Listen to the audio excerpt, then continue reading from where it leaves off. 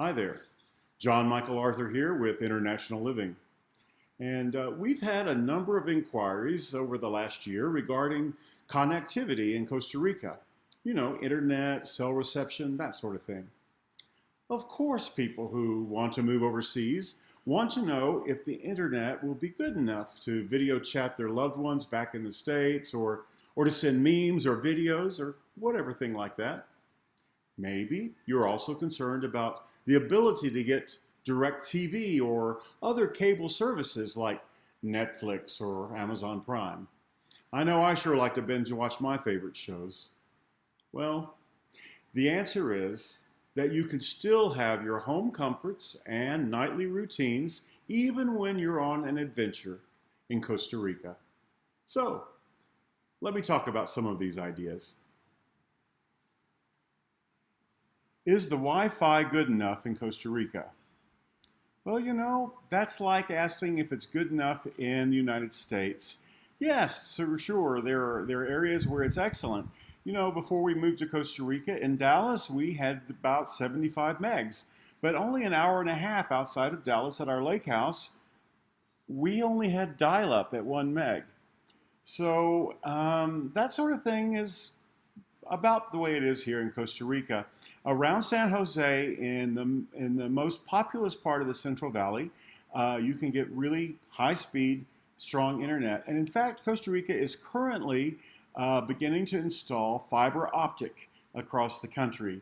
Now, it's only going to be in the Central Valley areas at first, but then it'll spread out to the rest of the country. But even here out in the country where we live, out here on the slopes of Volcano Irasu, we have 10 meg. We could pay for more, but we find that that's more than adequate for us to do anything that we want to do. There's cable services available. In the most remote areas, you may still have to use dial-up, and usually you can get 3 or 4 meg with that. What we have at our house is we have an antenna that's connected to an antenna on the tip top of the volcano across from us, and so it's really easy. It's easy to get installed, and you can choose just about whatever package you want. Just so you know, the company that we use is called Boomerang Wireless, and we have a contract. The longer your contract, the better your prices. And yes, prices are a little higher than you might have in some places in the States, but we get 10 meg for about $55 a month. And it's all that we really need. We do everything we want with that. No problems.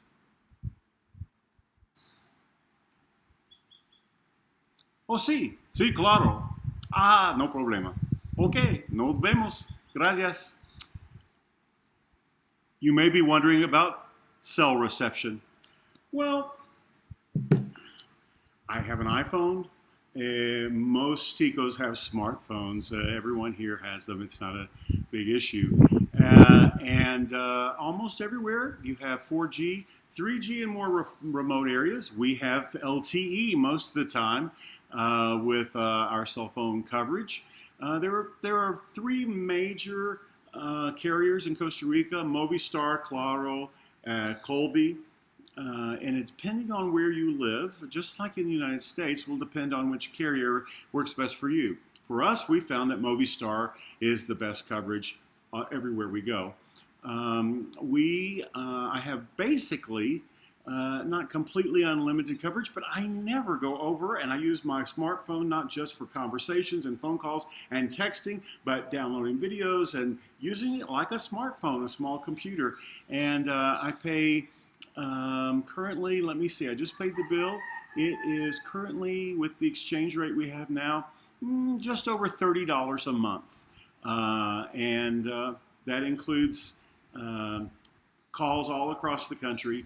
And my program includes not just the high-speed internet through LTE. I get about 10 or 12 megs on downloads with my cell phone, but also I can use it in Panama and in Mexico and several other areas around Central America as part of that plan. Now, you may also be wondering, well, what about my US phone? Well, if you change out the SIM card and it's unlocked, you can use it here, of course, but T-Mobile now has a program that has an international plan. In fact, Michael has his U.S. number, because he's back and forth between the States and Costa Rica frequently, and he uses his T-Mobile line here in Costa Rica with just the plan that he has in the States, and has complete coverage here in Costa Rica as well, and doesn't lose that connectivity to make calls to the United States. Another question that people often ask is, can you use Skype or FaceTime or WhatsApp to make video calls on your phone or your computer? And the answer is yes, of course. Especially, like I said, with the internet speeds that we have, you can pay for more than 10 meg, but we find that with 10 meg, we can watch anything we want to watch on television. We can talk to anybody without any trouble. Most Costa Ricans use WhatsApp for all of their phone messages and telephone usage. But if you are a fan of Skype or FaceTime, no problem. I talk to my kids all the time using these modalities. And when Michael's in the States, wherever he is, we always can use FaceTime to be able to visit with each other. So that's not going to be an issue for you. Another common question is, can I get Netflix or Amazon Prime in Costa Rica? Yes and no. Netflix is available in Costa Rica, but it's not exactly the same Netflix that you can get in the United States. And by that I mean there's some program changes, but it does not mean that it's all in Spanish. There are a few more Spanish stations and Spanish movies, but still almost all the rest of them are in English, and it's the same kind of programming. If you just have to have Netflix from the States, then you can get that too. There are some ways to have that done depending on how you connect your system. For example, we use an Apple box and connect that way, and we don't have any issues. Amazon Prime has geolocators, and so they are a little trickier to try to pull in, but there are ways to do it. In fact, we were watching just last night, The Marvelous Mrs. Maisel. It's our latest, greatest show that we like to watch on Amazon Prime. So yes, you can do that. The toughest question to answer in the most positive way might be this one. Can I get U.S. television channels and cable in Costa Rica? The answer, yes. But it's not as easy as the other things we've talked about. What we do is that we... well, there are a couple of things. You can connect to what's called Sky TV down here, and that's like DirecTV, but you don't always get all the same U.S. channels doing that.